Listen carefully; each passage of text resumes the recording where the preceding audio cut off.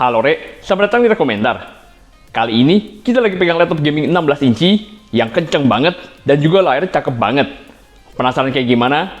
Untuk itu gue David dari Rekomendar dan ini review lengkap untuk ROG Zephyrus M16 2022.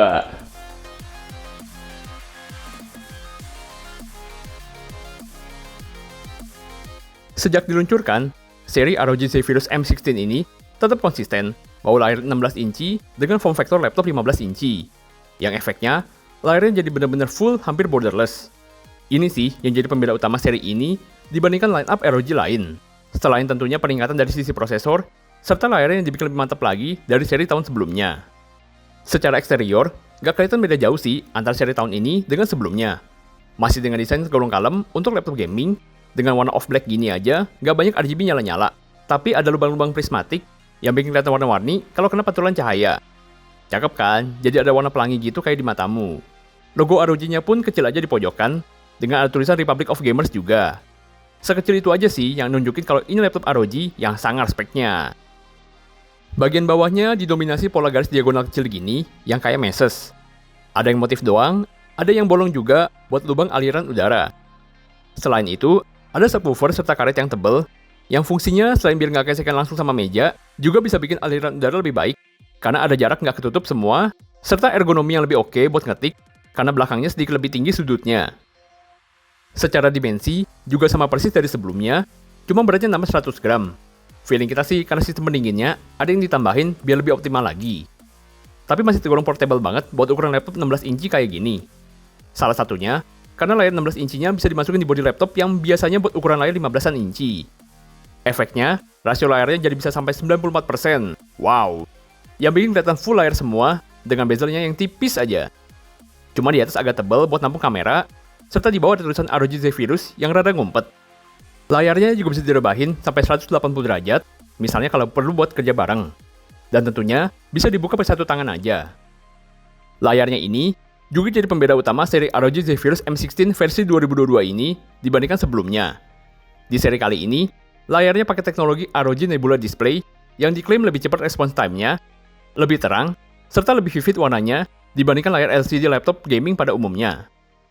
Zephyrus M16 ini pakai panel layar dengan resolusi QHD+, dengan rasio 16:10 untuk ruang kerja yang lebih luas.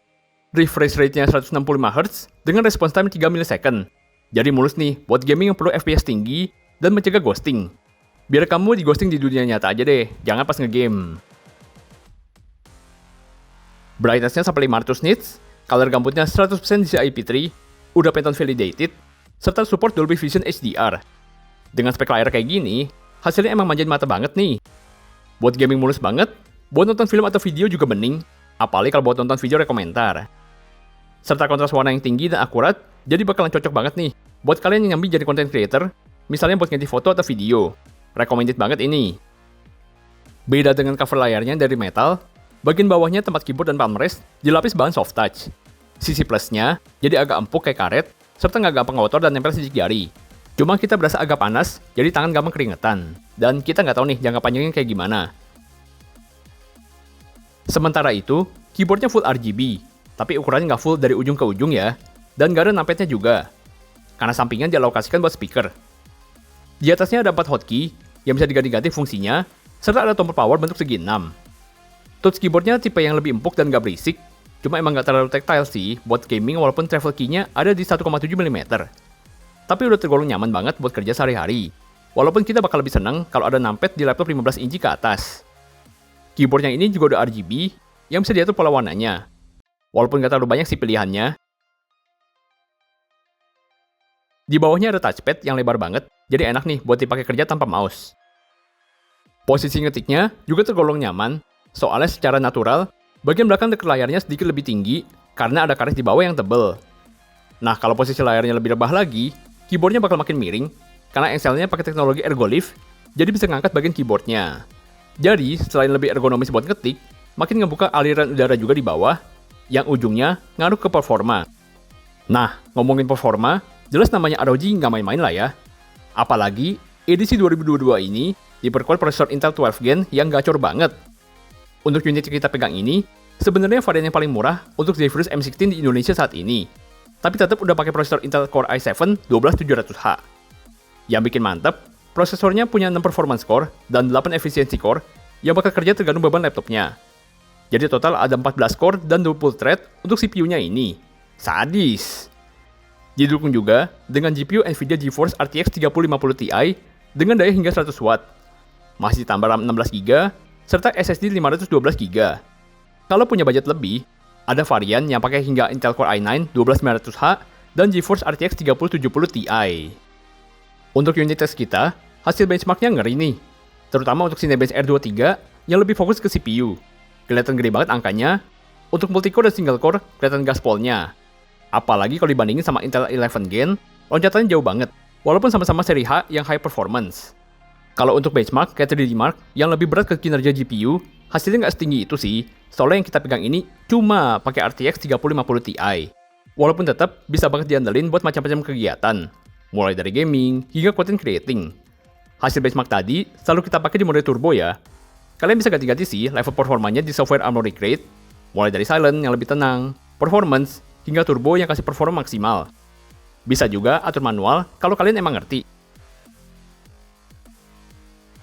Untuk performa real pas gamingnya, kita tes pakai beberapa game. Mulai dari yang agak ringan macam CSGO, bisa stabil rata-rata di 120 fps. Aman banget lah, lancar jaya ini. Layarnya pun sanggup ngimbangin dengan refresh rate-nya yang tinggi.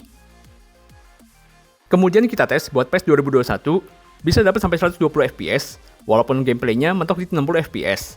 Jadi nggak bisa alasan laptopnya nge-lag nih kalau kalah, salah sticknya jelek aja. Lanjut, buat game AAA, juga bisa, walaupun nggak semulus itu. Maklum, GPU-nya masih 3050 Ti. Kita tes tetap di setting mentok kanan, dengan DLSS-nya on. Kalau turunin settingnya, bakal sedikit nambah FPS-nya sih dari ini. Untuk Shadow of Tomb Raider, kita dapat plus minus 50 FPS lah, tergantung dari scene-nya. Bukan yang paling optimal, tapi masih playable banget ini. Kemudian untuk Red Dead Redemption 2, rentangnya lebih jauh nih, soalnya scene-nya bisa beda-beda banget. Seringan sih dapat 40-50an FPS. Udah cukup nyaman lah buat dimainin ini. Sementara untuk Assassin's Creed Odyssey, seringan cuma dapat di 30an FPS. Agak patah sih menurut kita, walaupun kita udah pakai di level performa yang turbo. Masih playable kalau kalian nggak masalah dengan frame rate yang segini. Untuk suhunya juga tergolong tinggi nih. Paling tinggi ada di kanan atas yang bisa lebih dari 50 derajat Celcius. Maklum lah, dekat lubang buangan panas juga. Tapi kalau di daerah WASD keyboardnya, masih tergolong aman. Cuma di 40-an derajat. Masih oke lah. Nggak cuma buat gaming, laptop ini juga cocok buat content creator yang butuh performa tinggi.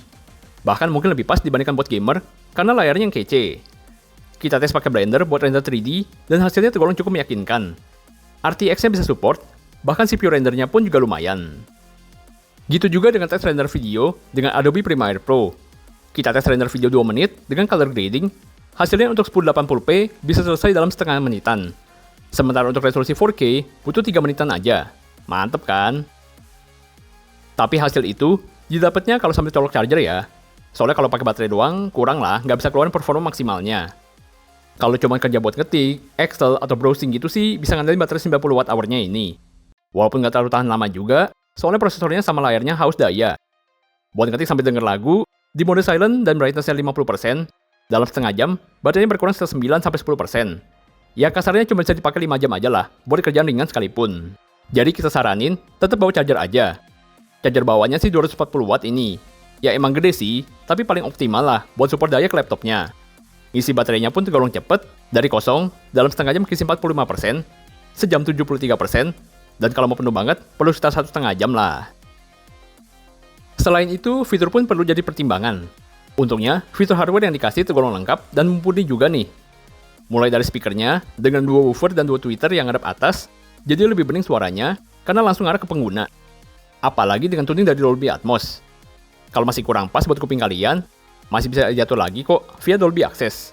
Kalian bisa pilih preset yang mau disiapin, atau kalau mau atur equalizer secara manual pun juga bisa, biar makin joss. Kira-kira gini lah, hasil dari keluaran speaker defaultnya.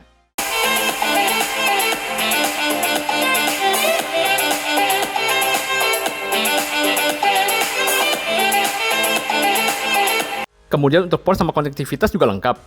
Di sebelah kiri, Selain ada port DC in charger, ada HDMI, port Ethernet, satu port USB 3.2 Type A, satu port Thunderbolt 4, satu port 3.2 Type C, serta audio combo jack. Sementara di sisi kanan, ada satu lagi port USB Type A, micro SD reader, serta Kensington lock. Ditambah juga dengan kamera 720p di atas layar yang udah support Windows Hello. Setelah kita tes beberapa waktu, kita makin amazed sih sama ROG Zephyrus M16 ini. Gak cuma dari performanya kenceng banget, tapi juga dari layarnya yang cakep banget dengan teknologi ROG Nebula Display ini.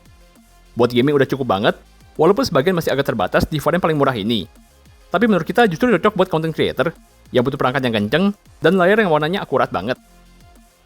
Nah, itu dia tadi ROG Zephyrus M16 2022. Gimana menurut kalian? Cocok gak sih buat kebutuhan kalian? Boleh komen-komen di bawah. Atau misalnya kalian masih bingung, boleh cek juga di rekomentar.com, kita bakal kasih rekomendasinya yang paling sesuai dengan budget sama kebutuhan kalian. Oke, sementara segitu dulu aja kali ya review kali ini. Silahkan like, subscribe kalau konten bermanfaat. Sampai jumpa di video selanjutnya. Tetap jaga kesehatan, dan adios!